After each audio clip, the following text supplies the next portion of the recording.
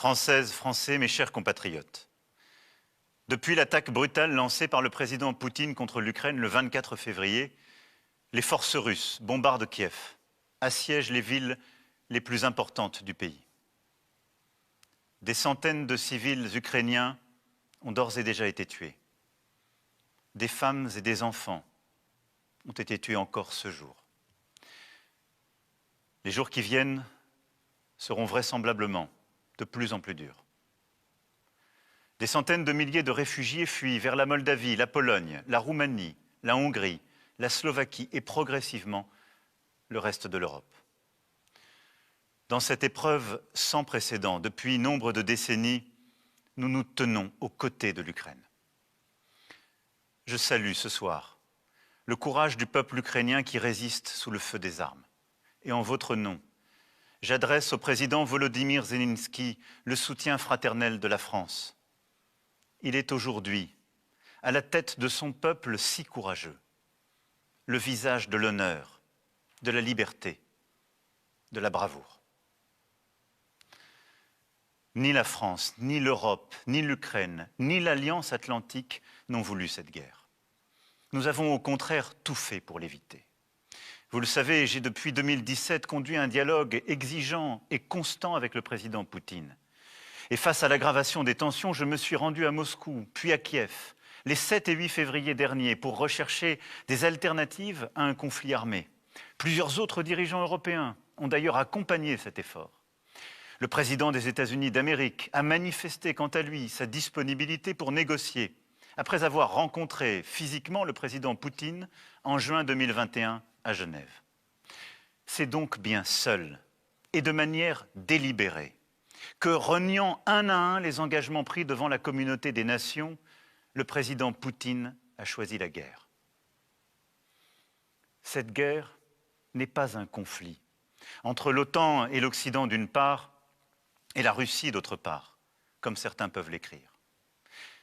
Il n'y a pas de troupes ni de bases de l'OTAN en Ukraine. Ce sont des mensonges. La Russie n'est pas agressée, elle est l'agresseur. Cette guerre est encore moins, comme une propagande insoutenable voudrait le faire penser, une lutte contre le nazisme, c'est un mensonge. Une insulte à l'histoire de la Russie et de l'Ukraine, à la mémoire de nos aînés qui ont combattu côte à côte contre le nazisme. Les dirigeants russes s'en prennent à la mémoire de la Shoah en Ukraine, comme ils s'en prennent en Russie à la mémoire des crimes du stalinisme. Cette guerre est le fruit d'un esprit de revanche, nourri d'une lecture révisionniste de l'histoire de l'Europe, qui voudrait la renvoyer aux heures les plus sombres des empires, des invasions, des exterminations. À cette violation flagrante de l'intégrité du territoire et de la souveraineté d'un pays européen, la France et l'Europe ont répondu immédiatement, unanimement, fermement. Nous l'avons fait en étroite coordination avec les Britanniques, les Canadiens, les Américains, les Japonais et tant d'autres pays. D'abord, en soutenant le peuple ukrainien, par des convois humanitaires, ainsi que par la livraison de matériel et d'équipements pour se défendre. Ensuite, en agissant avec les autres nations pour que les dirigeants russes entendent que le choix de la guerre mettrait leur pays au banc des peuples et de l'histoire. Une résolution a été votée au Conseil de sécurité des Nations Unies sur les violations du droit international commises par Moscou. Et cet après-midi même, l'Assemblée générale des Nations Unies a condamné par un vote écrasant cette agression. La communauté internationale a ainsi montré son unité. Les équipes sportives de Russie ont été exclues des grandes compétitions internationales et nombre de grands événements sportifs et culturels ont été annulés. Nous continuons et continuerons un travail acharné afin de conduire sur tous les continents les nations à condamner l'invasion, à exiger le cessez-le-feu et le respect des opérations humanitaires sur le sol ukrainien. Nous avons pris, de manière rapide et proportionnée, des sanctions à l'égard de la Russie et de ses dirigeants. Les avoirs de plusieurs centaines de personnalités russes proches du pouvoir ont ainsi été gelés en France et à l'étranger. Plusieurs grandes banques russes ont été exclues des systèmes de paiement internationaux, rendant impossible nombre de transactions et entraînant la chute du rouble. Les organes de propagande russes viennent de cesser d'émettre en Europe. Sur le terrain, nous nous sommes donné les moyens de protéger nos ressortissants en organisant le transfert de notre ambassade d'une ville à l'autre en Ukraine et en permettant à tous les Français ou binationaux qui le souhaitent de pouvoir quitter le pays dans les meilleurs délais. Et je veux ici, en votre nom, remercier l'ensemble des diplomates, policiers, militaires et agents de l'État qui continuent de mener cet effort et prennent en charge nos compatriotes en Moldavie et sur les principaux points de sortie du territoire ukrainien. Je remercie aussi l'ensemble des journalistes qui couvrent avec courage le conflit et œuvrent ainsi à la liberté d'information de tous les citoyens du monde. Enfin, nous avons participé à l'effort dans le cadre de l'OTAN pour protéger la sécurité et la souveraineté de nos alliés européens en renforçant la présence militaire que nous avons déjà dans les États baltes et dans la région. Ainsi, plusieurs centaines de soldats français sont arrivés hier sur le sol de la Roumanie. Initiatives diplomatiques, sanctions contre les dirigeants politiques et économiques de la Russie, soutien à la population ukrainienne vont ainsi se poursuivre et s'intensifier avec pour objectif d'obtenir l'arrêt des combats. Mais pour autant, nous ne sommes pas en guerre contre la Russie. Nous savons tout ce qui nous lie à ce grand peuple européen, qu'est le peuple russe, qui a tant sacrifié durant la Seconde Guerre mondiale pour sauver l'Europe de l'abîme. Nous sommes aujourd'hui aux côtés de tous les Russes qui, refusant qu'une guerre indigne soit menée en leur nom, ont l'esprit de responsabilité et le courage de défendre la paix, et qui le font savoir en Russie et ailleurs. C'est pour cela que si j'échange constamment avec le président Zelensky, j'ai aussi choisi de rester en contact et resterai en contact autant que je le peux et autant que c'est nécessaire avec le président Poutine, pour chercher sans relâche à le convaincre de renoncer aux armes, pour aider autant que la France le peut dans le cadre des pourparlers en cours, et pour prévenir la contagion et l'élargissement du conflit autant que nous le pouvons.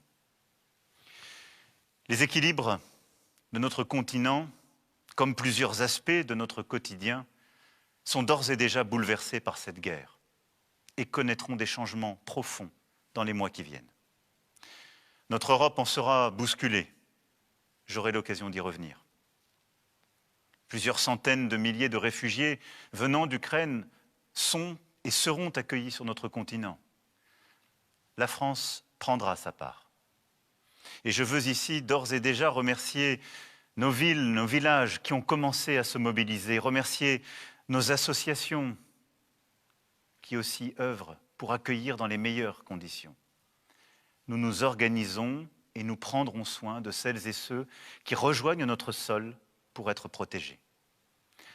La France prendra aussi sa part en accueillant les enfants forcés à l'exil, séparés de leurs pères restés combattre, et ce, en étroite collaboration avec les associations, les organisations non gouvernementales qui œuvrent déjà sur place et dans notre pays. Notre agriculture, notre industrie, nombre de secteurs économiques souffrent et vont souffrir, soit parce qu'ils dépendent des importations de matières premières venues de Russie ou d'Ukraine, soit parce qu'ils exportent vers ces pays. Notre croissance, aujourd'hui au plus haut, sera immanquablement affectée. Le renchérissement du prix du pétrole, du gaz, des matières premières a et aura des conséquences sur notre pouvoir d'achat. Demain, le prix du plein d'essence, le montant de la facture de chauffage, le coût de certains produits risquent de s'alourdir encore. Alors face à ces conséquences économiques et sociales, je n'ai et n'aurai qu'une boussole, vous protéger. Nous épaulerons les secteurs économiques les plus exposés en recherchant de nouveaux fournisseurs, de nouveaux débouchés commerciaux. Et c'est à cette fin que je me suis entretenu avec des homologues américains, européens, moyen-orientaux. Nous apporterons des réponses adaptées face aux perturbations des flux commerciaux et à l'augmentation des prix. Et j'ai demandé au Premier ministre d'élaborer pour les prochains jours un plan de résilience économique et sociale pour répondre à toutes ces difficultés. Mais ne nous trompons pas. Ces événements n'auront pas seulement des conséquences immédiates à la trame de quelques semaines. Ils sont le signal d'un changement d'époque. La guerre en Europe n'appartient plus à nos livres d'histoire ou nos livres d'école, elle est là, sous nos yeux. La démocratie n'est plus considérée comme un régime incontestable, elle est remise en cause, sous nos yeux. Notre liberté, celle de nos enfants, n'est plus un acquis, elle est plus que jamais un système de courage, un combat de chaque instant. À ce retour brutal du tragique dans l'histoire, nous nous devons de répondre par des décisions historiques. Notre pays amplifiera donc l'investissement dans sa défense décidé dès 2017 et poursuivra sa stratégie d'indépendance et d'investissement dans son économie, sa recherche, son innovation, déjà renforcée à la lumière de la pandémie. Notre Europe, dans cette épreuve, démontre, comme elle l'a fait ces derniers mois, une unité remarquable. Elle doit désormais accepter de payer le prix de la paix, de la liberté, de la démocratie. Elle doit investir davantage pour moins dépendre des autres continents et pouvoir décider pour elle-même, en d'autres termes, devenir une puissance plus indépendante, plus souveraine. Puissance économique d'abord. Nous ne pouvons plus dépendre des autres pour nous nourrir, nous soigner, nous informer, nous financer. Voilà pourquoi, dans le prolongement des décisions prises au plus fort de la pandémie, avec le plan de relance européen, nous devrons promouvoir un nouveau modèle économique fondé sur l'indépendance et le progrès. Puissance énergétique ensuite. Nous ne pouvons plus dépendre des autres, et notamment du gaz russe, pour nous déplacer, nous chauffer, faire fonctionner nos usines. Voilà pourquoi, après avoir décidé pour la France le développement des énergies renouvelables et la construction de nouveaux réacteurs nucléaires, je défendrai une stratégie d'indépendance énergétique européenne. Puissance de paix enfin. Nous ne pouvons pas dépendre des autres pour nous défendre, que ce soit sur terre, sur mer, sous la mer, dans les airs, dans l'espace ou le cyberespace. À cet égard, notre défense européenne doit franchir une nouvelle étape. Je réunirai les 10 et 11 mars prochains à Versailles les chefs d'État et de gouvernement européens lors d'un sommet qui aura à décider sur ces sujets. D'ores et déjà, notre Europe a montré unité et détermination. Elle est entrée dans une nouvelle ère. Il nous faut poursuivre. Mes chers compatriotes, la guerre en Ukraine marque une rupture pour notre continent et nos générations. Je sais combien elle vous inquiète, légitimement. Elle nous mobilise et nous imposera de prendre des décisions. Je vous en rendrai compte. Cette guerre vient aussi percuter notre vie démocratique et la campagne électorale qui s'ouvre officiellement à la fin de cette semaine.